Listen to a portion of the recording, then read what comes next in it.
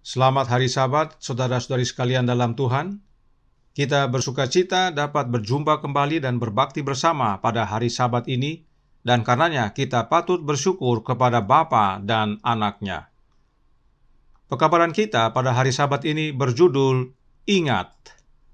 Mari kita baca ayat berikut ini yang terdapat dalam Imamat 23 ayat 28, yang berkata, "Pada hari itu, janganlah kamu melakukan sesuatu pekerjaan. Itulah hari pendamaian untuk mengadakan pendamaian bagimu di hadapan Tuhan Allahmu." Ayat ini adalah bagian dari penjelasan tentang hari pendamaian di dalam Imamat 23. Umumnya kita sudah memahami apa yang dilakukan pada hari pendamaian. Karenanya, kita tidak akan menjelaskan lagi secara rinci, namun ada bagian-bagian tertentu yang akan kita ulangi untuk melihat hubungannya. Ayat ini berkata bahwa itulah hari pendamaian, dan hari pendamaian itu adalah untuk mengadakan pendamaian bagi kita di hadapan Tuhan dalam huruf besar. Siapakah Tuhan dalam huruf besar ini? Dia adalah Allah Bapa. Untuk menyegarkan, kita buka Kejadian 4 ayat 26 yang berbunyi, "Lahirlah seorang anak laki-laki bagi Set juga, dan anak itu dinamainya Enos. Pada waktu itulah orang mulai memanggil nama Tuhan." Jadi, nama Tuhan dalam huruf besar ini bukan nanti baru muncul dan digunakan oleh bangsa Israel, tetapi sejak zaman Adam sudah mulai digunakan. Nah, kata Tuhan dalam ayat ini diterjemahkan dari kata Ibrani Yehovah. Dan kata yang sama digunakan dalam Mazmur 83 ayat 19 dalam bahasa Indonesia atau Mazmur 83 ayat 18 dalam bahasa Inggris. Dan perhatikan dalam bahasa Inggris langsung menggunakan kata Jehovah.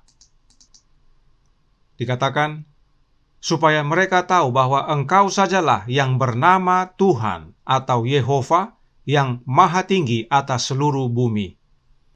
Jadi, Tuhan dalam huruf besar itu adalah Jehovah, dan Dia adalah Allah Bapa. Ayat ini berkata bahwa Jehovah itu adalah yang maha tinggi atas seluruh bumi.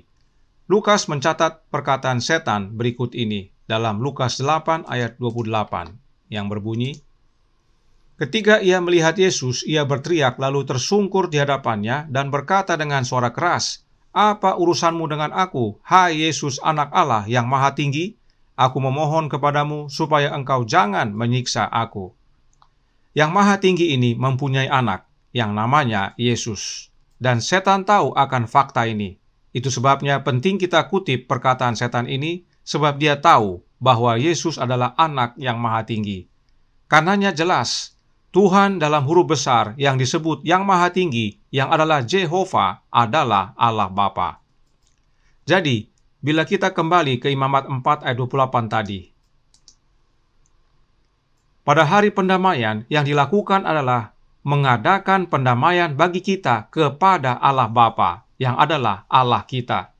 Sebab ayat ini katakan, Tuhan dalam huruf besar tersebut yang adalah Jehovah, Dialah Allah kita.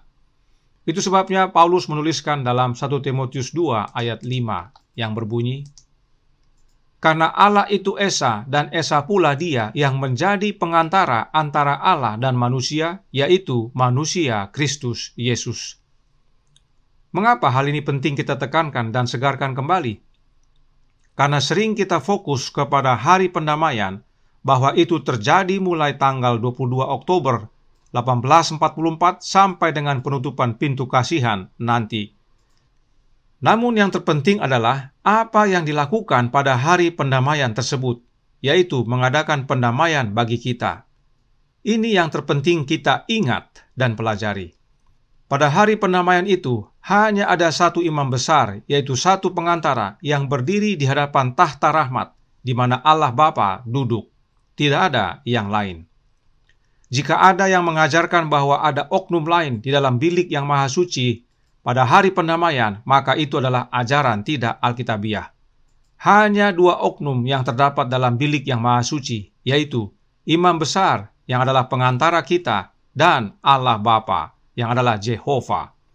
Itu sebabnya Paulus tekankan hanya satu Allah kita, yaitu Bapa, dan hanya satu pengantara kita, yaitu manusia Kristus Yesus. Nah, kata manusia bukan kebetulan Paulus tulis.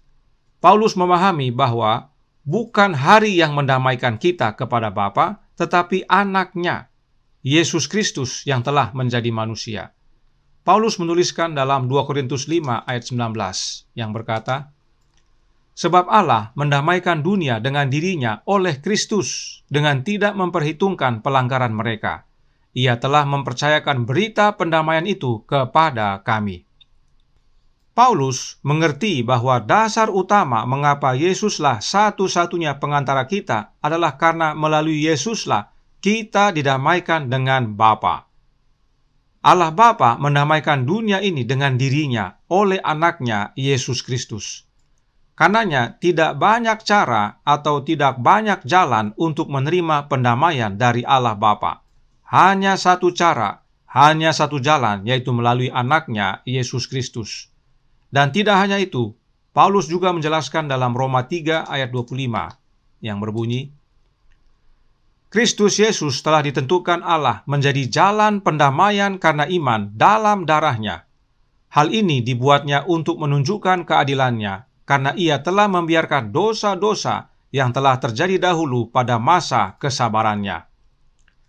Inilah pentingnya mengingat apa yang dilakukan pada hari pendamaian. Gantinya hanya mengingat hari pendamaian itu. Umumnya saat kita mengingat kata hari pendamaian, kita langsung menghubungkan dengan pekerjaan imam besar dalam bilik Maha Suci, memohon ampun akan dosa-dosa bangsa selama 1 tahun.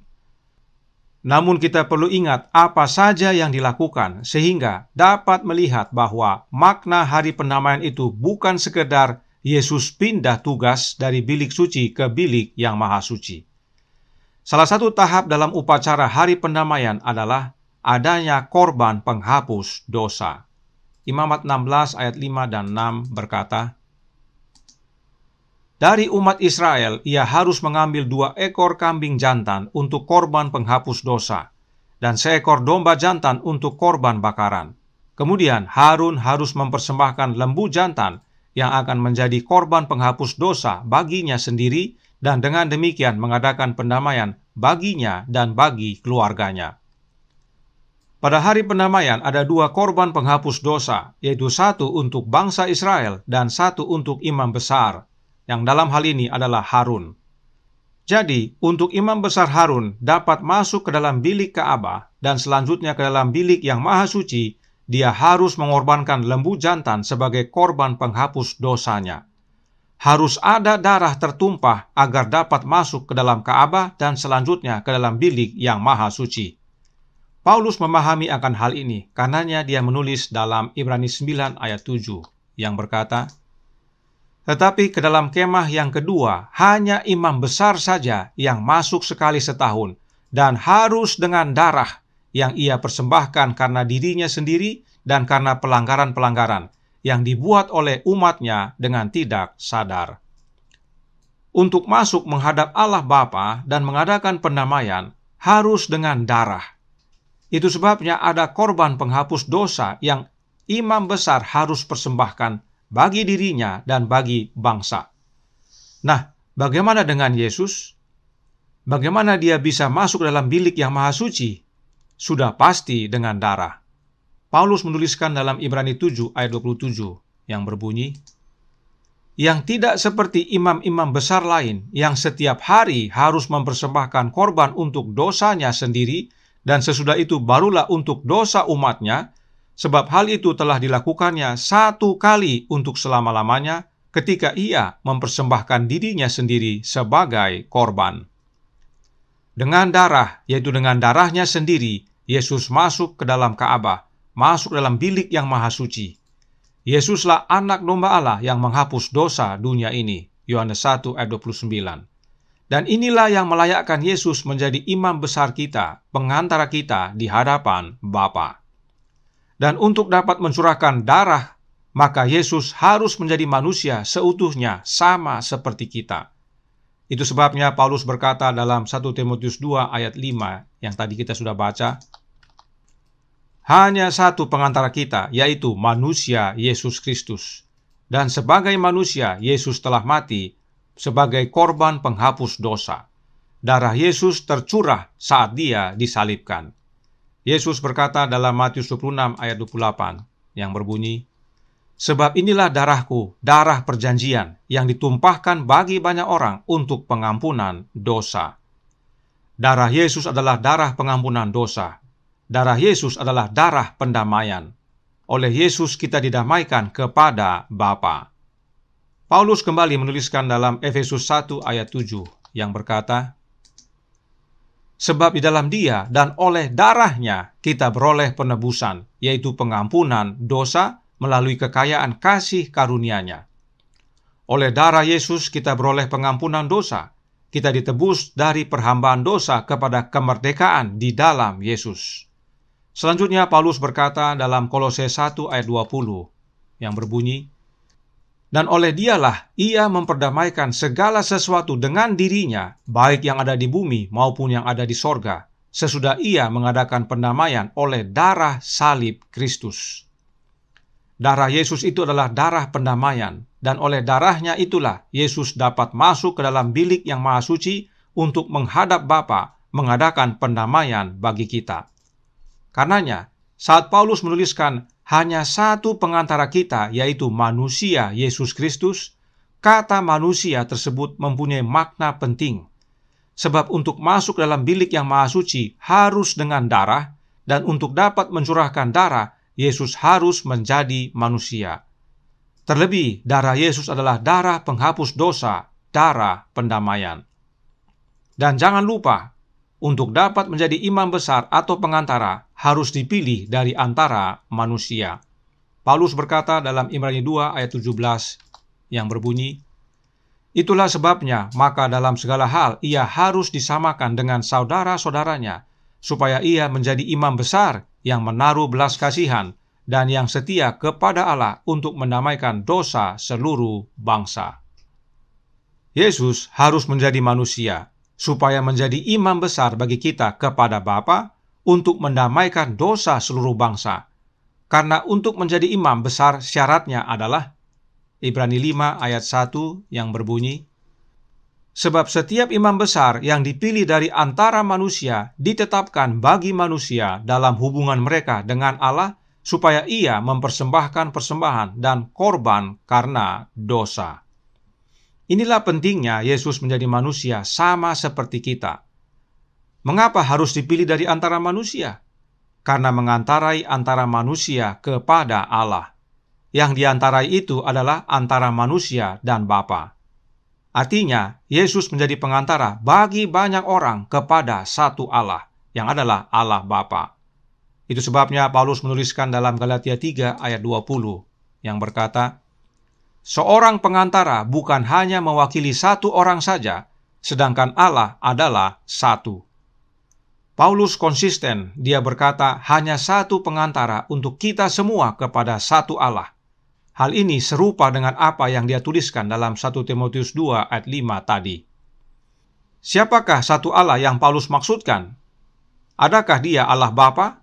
Oh, sudah pasti.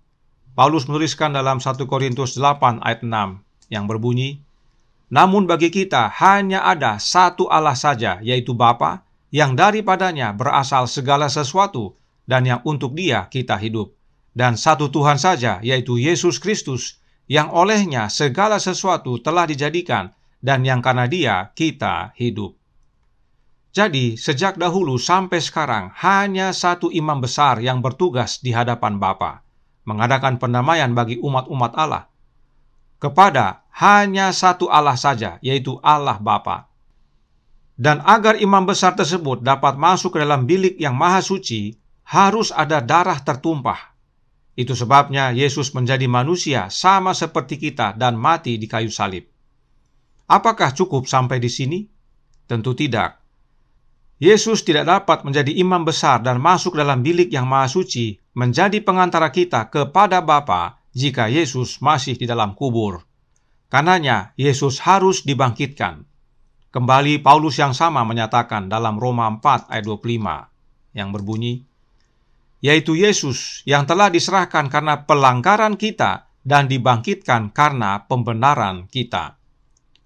Penting sekali untuk Yesus dibangkitkan agar dapat menjadi jalan pendamaian bagi kita. Kita dibenarkan di hadapan Allah Bapa karena Yesus. Paulus lanjutkan dalam 1 Korintus 15 ayat 17 yang berkata, "Dan jika Kristus tidak dibangkitkan, maka sia-sialah kepercayaan kamu dan kamu masih hidup dalam dosamu." Mengapa jika Yesus tidak dibangkitkan, kita masih hidup dalam dosa-dosa kita? Karena tidak ada jalan pendamaian kepada Bapa. Tidak ada yang dapat masuk dalam bilik yang maha suci untuk mengadakan pendamaian atas dosa-dosa kita. Karenanya, tidak cukup bagi Yesus untuk menjadi manusia dan mati. Namun Yesus harus dibangkitkan agar dia berhak dan layak menjadi imam besar kita di hadapan Bapa. Itulah sebabnya kabar kebangkitan Yesus ini menjadi fokus pekabaran para rasul. Kisah 4 ayat 33 berkata, "Dan dengan kuasa yang besar, rasul-rasul memberi kesaksian tentang kebangkitan Tuhan Yesus, dan mereka semua hidup dalam kasih karunia yang melimpah-limpah." Dan mereka tidak hanya mengabarkan, namun bersuka akan kebenaran ini. 1 Petrus 1 ayat 3 berkata, "Terpujilah Allah dan Bapa Tuhan kita, Yesus Kristus, yang karena rahmat-Nya yang besar telah melahirkan kita kembali oleh kebangkitan Yesus Kristus dari antara orang mati kepada suatu hidup yang penuh pengharapan." Karenanya, saudaraku dalam Tuhan, penting sekali untuk Yesus menjadi manusia, mencurahkan darahnya dengan mati di kayu salib sebagai korban penebusan dosa dan korban pendamaian. Namun terlebih penting lagi untuk Yesus dibangkitkan, agar jasa pendamaian Yesus melalui kehidupannya sebagai manusia, serta kematiannya sebagai manusia, dapat Yesus bawa ke hadapan Bapa untuk menjadi pembenaran bagi kita. Karenanya pada hari pendamaian, sebelum imam besar masuk ke dalam Ka'bah dan selanjutnya ke dalam bilik yang maha suci, harus ada darah tercurah, yaitu dengan adanya korban penebusan dosa.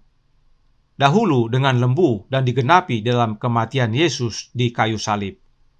Itu sebabnya saat Yesus mati, tirai dalam Ka'bah robek dari atas ke bawah, menandakan upacara di Ka'bah dunia sudah selesai.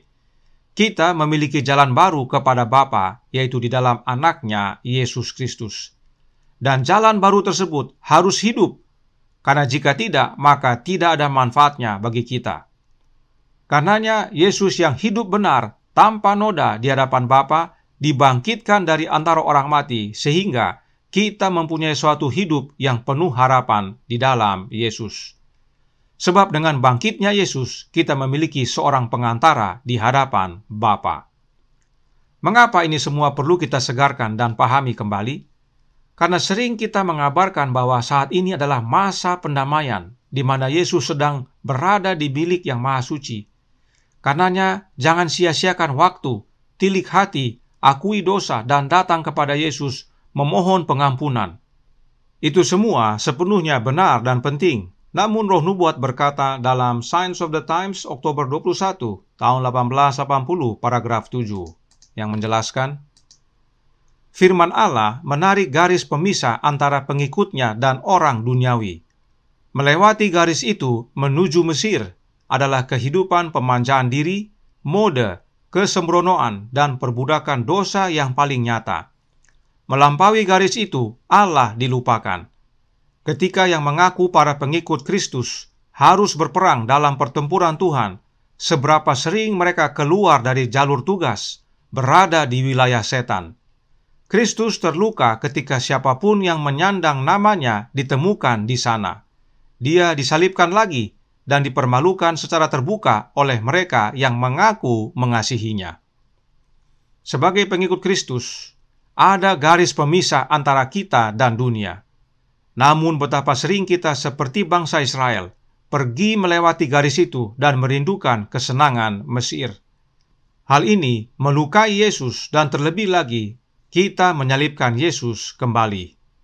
Dalam tulisan lainnya, Nyonya White menyatakan lebih ringkas. From the Heart, halaman 346, paragraf 4, yang berkata, Kristus disalibkan lagi oleh banyak orang yang melalui pemanjaan diri membiarkan setan menguasai mereka. Mengapa bila kita berada di wilayah setan, kita menyalibkan Yesus kembali?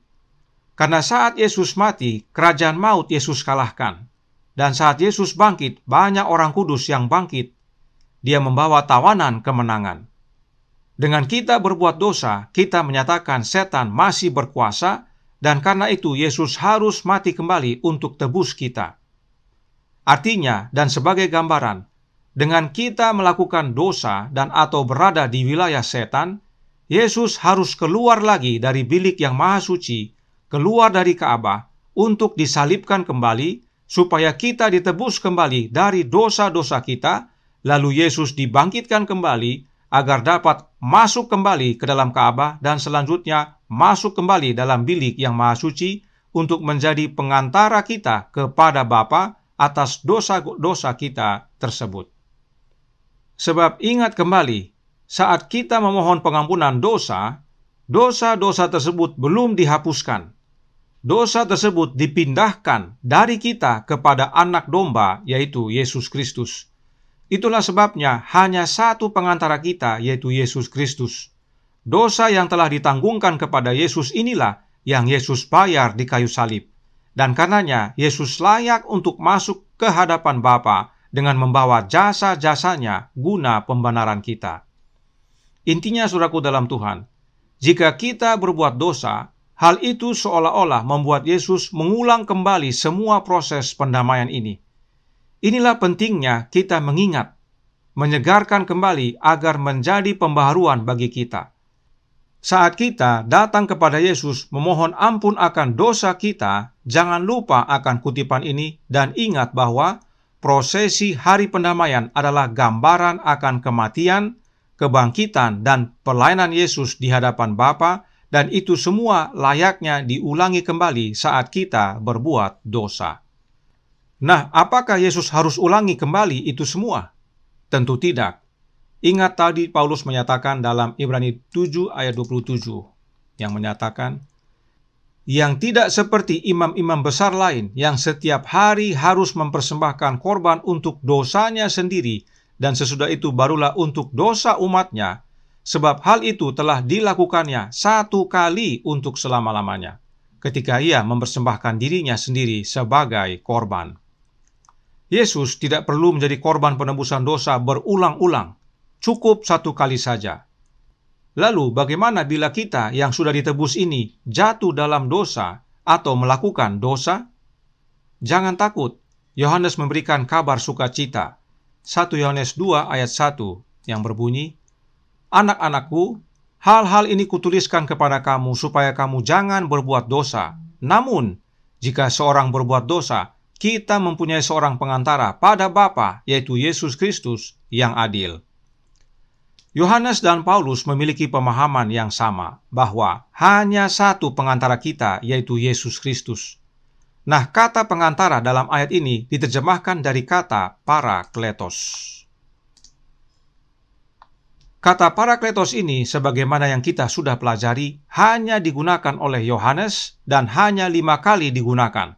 4 kali dalam kitab Injil Yohanes dan 1 kali dalam suratnya, itu dalam 1 Yohanes 2 ayat 1 ini. Dan sesuai penjelasan Yohanes, parakletos tersebut adalah Yesus Kristus. Nah, kata parakletos ini tidak hanya diterjemahkan menjadi pengantara, tetapi juga penghibur dan penolong yang lain.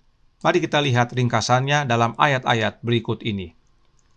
Penolong yang lain dalam Yohanes 14 dan 16 dan penghibur dalam Yohanes 14 ayat 26, Yohanes 15 ayat 26, serta Yohanes 16 ayat 7 diterjemahkan dari kata parakletos yang sama dengan 1 Yohanes 2 ayat 1 tadi.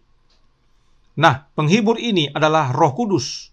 Karenanya jelas, penghibur atau parakletos itu adalah Yesus Kristus. Maka, Roh Kudus yang dimaksudkan adalah Yesus Kristus itu sendiri. Sebab Yohanes dengan jelas berkata, kita mempunyai seorang parakletos. Hanya satu parakletos, yaitu Yesus Kristus, yang disebut juga penghibur. Mengapa hal ini penting untuk kita pahami dan segarkan kembali? Agar kita ingat, Roh Kudus yang adalah penghibur itu adalah Yesus Kristus itu sendiri, dicurahkan pada hari pemulihan Yesus menjadi imam besar kita di sorga, yaitu pada hari Pentakosta. Pada hari itu, Roh Kudus yang adalah Sang Penghibur dicurahkan kepada umat-umatnya. Nah, karena Sang Penghibur itu adalah Yesus Kristus, maka yang dicurahkan adalah Roh-Nya Yesus itu sendiri. Inilah keindahan dan kesempurnaan rencana keselamatan yang Bapa dan Anak-Nya telah rancang bagi kita. Saat kita jatuh dalam dosa, Yesus tidak perlu disalibkan kembali, dan untuk menolong kita, Yesus mencurahkan Roh-Nya kepada kita.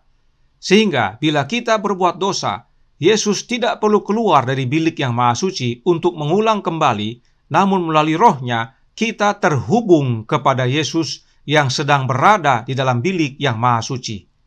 Ini poin penting yang kita ingat, pentingnya kehadiran Roh Kristus dalam hidup kita, agar kita terhubung kepada Yesus yang saat ini sedang melayani sebagai pengantara kita di hadapan Bapa. Itu sebabnya Paulus menuliskan dalam Roma 8 ayat 34 yang berkata, Kristus Yesus yang telah mati, bahkan lebih lagi yang telah bangkit, yang juga duduk di sebelah kanan Allah, yang malah menjadi pembela bagi kita. Paulus memahami langkah-langkah untuk Yesus menjadi pengantara kita di hadapan Bapa. Paulus paham makna hari pendamaian, yaitu bukan harinya, tetapi apa yang dilakukan pada hari itu. Ayat ini adalah ringkasan dari hari pendamaian tersebut. Yesus tidak perlu ulangi lagi, dan karenanya Paulus menyatakan dalam ayat sebelumnya, Roma 8 ayat 26 dan 27, yang berkata, demikian juga Roh membantu kita dalam kelemahan kita, sebab kita tidak tahu bagaimana sebenarnya harus berdoa, tetapi Roh sendiri berdoa untuk kita kepada Allah dengan keluhan-keluhan yang tidak terucapkan. Dan Allah yang menyelidiki hati nurani mengetahui maksud Roh itu, yaitu bahwa Ia, sesuai dengan kehendak Allah, berdoa untuk orang-orang kudus. Roh yang dimaksudkan adalah Roh-Nya Kristus itu sendiri. Oleh Roh-Nya Yesus inilah kita menyampaikan doa kita kepada Bapa. Sebab Yesus sedang melayani sebagai pengantara kita di hadapan Bapa. Kita terhubung dengan Yesus oleh Roh-Nya. Itu sebabnya ingat kembali kutipan berikut ini yang terdapat dalam tulisan-tulisan permulaan halaman 104 sampai 105 yang menjelaskan, mereka yang berdiri dengan Yesus akan menyampaikan iman mereka kepadanya di dalam tempat yang maha suci dan berdoa, Bapakku, berilah kami Roh-Mu. Kemudian Yesus mengembuskan Roh Kudus ke atas mereka. Dalam hembusan itu terdapat terang, kuasa, dan kasih yang limpah, sukacita, serta damai. Saya menoleh untuk melihat kepada rombongan yang masih sujud di hadapan tahta itu. Mereka tidak mengetahui bahwa Yesus sudah meninggalkannya. Setan muncul di tahta itu, berusaha menjalankan pekerjaan Allah. Saya melihat mereka memandang ke tahta itu dan berdoa, Bapa, berilah kami Roh-Mu itu. Setan kemudian mengembuskan kepada mereka suatu pengaruh yang najis. Di dalamnya terdapat terang dan kuasa besar, tetapi tidak ada kasih yang manis, sukacita, dan damai. Tujuan setan adalah tetap menipu mereka dan menyeret mereka ke belakang serta menipu anak-anak Allah. Mereka yang berdiri bersama Yesus ini paham bahwa Yesus sedang dalam bilik yang maha suci, dan mereka paham bahwa untuk tetap dapat terhubung dengan Yesus, kebutuhan terbesar mereka adalah Roh-Nya Yesus. Itu sebabnya mereka berdoa kepada Bapa, meminta Roh-Nya Bapa. Lalu apa yang terjadi? Yesus hembuskan Roh Kudus ke atas mereka, yaitu Roh-Nya Yesus itu sendiri. Mengapa mereka memohon kepada Bapa, namun yang memberikan Roh tersebut adalah Yesus? Sebab tidak ada yang datang kepada Bapa kecuali melalui Yesus Kristus Anak-Nya. Dan ini juga yang Yesus nyatakan dalam Yohanes 14 ayat 20. Namun sebelum kita baca ayat tersebut, perhatikan ada roh tandingan, yaitu yang dari setan. Artinya, hati-hati saudaraku dalam Tuhan. Itu sebabnya penting kita pahami kebenaran ini dan ingat, agar Roh Kristus yang kita terima, jangan mau roh yang lain. Mari kita baca ayatnya, Yohanes 14 ayat 20, yang berbunyi, pada waktu itulah kamu akan tahu bahwa aku di dalam Bapa-Ku dan kamu di dalam aku dan aku di dalam kamu. Inilah yang terjadi pada hari Pentakosta. Bapa di dalam Yesus melalui kehadiran rohnya Bapa, dan kemudian rohnya Yesus dicurahkan kepada umatnya sebagai wujud kehadiran Yesus dalam kita. Dan saat menerima roh Yesus di dalam hati kita, itu sama dengan menerima Bapa dalam hati kita. Dan karena Yesus telah menjadi manusia, Yesus tidak dapat mencurahkan rohnya. Untuk itu, dia harus kembali untuk dimuliakan oleh Bapanya dengan menerima kuasa dari Bapanya, agar oleh kuasa itu dia dapat mencurahkan rohnya. Paulus mencatat akan hal ini dalam Ibrani 1 ayat 8 dan 9, yang berkata, "Tetapi tentang anak ia berkata, tahtamu ya Allah tetap untuk seterusnya dan selamanya, dan tongkat kerajaanmu adalah tongkat kebenaran. Engkau mencintai keadilan dan membenci kefasikan. Sebab itu Allah, Allahmu, telah mengurapi engkau dengan minyak sebagai tanda kesukaan, melebihi teman-teman sekutumu." Ayat ini adalah gambaran ringkas prosesi pemulihan Yesus di sorga. Allah Bapa memuliakan anaknya melalui pengurapan. Yesus Kristus diurapi oleh Bapa dengan minyak. Minyak adalah lambang Roh Kudus, dan Roh Kudus juga adalah lambang kuasa, sebagaimana Kisah 1 ayat 8 nyatakan. Karenanya, saat Yesus kembali ke sorga, Bapa yang adalah Allahnya Yesus memuliakan dia, memberikan kepada Yesus kuasa, yaitu rohnya Bapa, agar oleh kuasa itu Yesus dapat mencurahkan rohnya kepada umat-umatnya. Petrus menegaskan akan hal ini dalam Kisah 2 ayat 32 dan 33. Yesus inilah yang telah dibangkitkan Allah, dan tentang hal itu kami semua adalah saksi. Dan sesudah ia ditinggikan oleh tangan kanan Allah dan menerima Roh Kudus yang dijanjikan itu, maka dicurahkannya apa yang kamu lihat dan dengar di sini. Perhatikan, Petrus juga memahami tentang peran pengantara.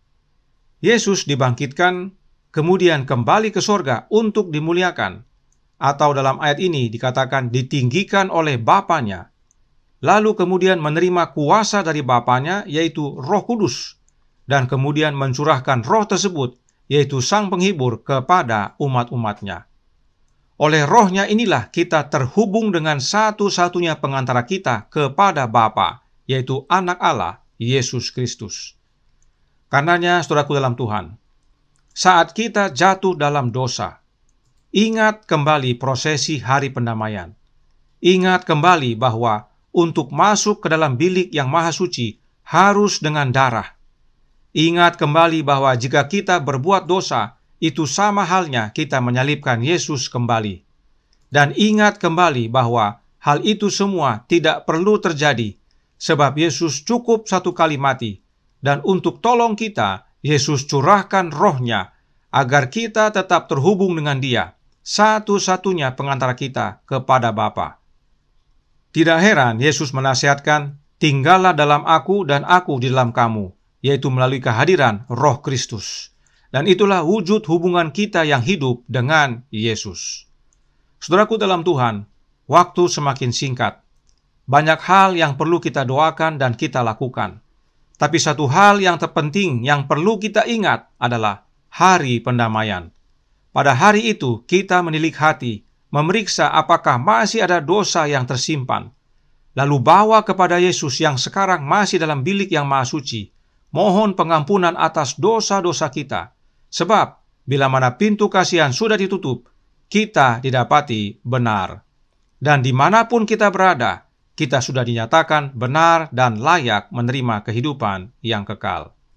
Karenanya, berdoalah untuk minta Roh Kristus, agar Yesus tinggal dalam hati kita, dan kita dalam Yesus, selagi pintu kasihan masih terbuka, agar hidup kita diubahkan menjadi serupa dengan Dia, dan saat Dia keluar dari bilik yang maha suci, dan kita hidup tanpa pengantara, kita dapat bertahan sampai Yesus datang menjemput kita semua. Tuhan memberkati, saya bawa dalam nama Yesus. Amin. Mari kita berdoa. Bapa kami yang di sorga, terima kasih atas nasihat yang indah ini, agar kami berhenti dari seluruh kesibukan dan merenungkan, menilik kembali kehidupan kami masing-masing. Adakah kami menyalibkan Yesus kembali? Namun oleh pekabaran ini kami bersyukur bahwa meski kami berbuat dosa, kami mempunyai seorang pengantara yang adil, yaitu Yesus Kristus, yang hadir dalam hati kami oleh kehadiran Roh-Nya. Karenanya, berikanlah Roh-Mu, ya Yesus, agar kami dalam masa yang semakin sulit dan genting ini selalu mengarahkan pandangan kami kepadamu, memohon pengampunan dosa serta pimpinan-Mu, hingga pada akhirnya kami dapat berjumpa dengan-Mu. Tolong kami ya Bapa, kehendak-Mu yang jadi, karena kami berdoa dan memohon hanya dalam nama anak-Mu yang tunggal, Yesus Kristus, yang adalah Tuhan dan Juru Selamat kami. Amin.